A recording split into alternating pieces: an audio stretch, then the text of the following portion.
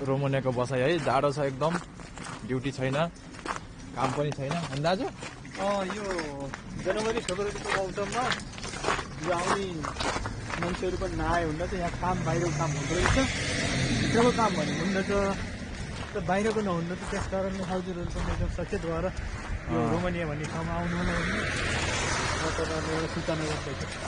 आउनु होला, तर यो बेस सिजनमा चाहिँ नआउनु होला। अहिले काम छैन, हेर्नुहोस् हामी पनि यस्तो दुबु भएर हिँडिरहेको छौँ। धेरै गाह्रो छ जाडोमा, बाहिर काम गर्न नसक्दो रहेछ।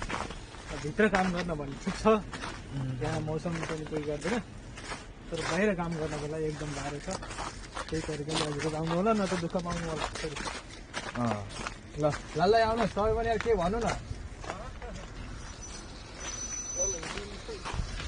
भन्नु त ल। Hi guys, now we are going to the shopping. Let's go.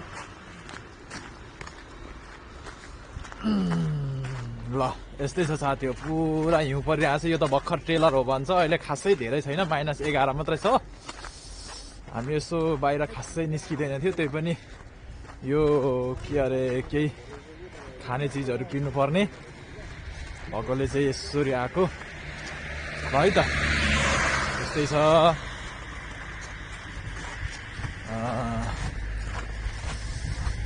जहाँ हुनुहुन्छ, जस्तो अवस्था हुनुहुन्छ, आफ्नो ख्याल राख्नु होला, स्वस्थ रहनुहोस्, तातो लुगा लाउनुहोस्।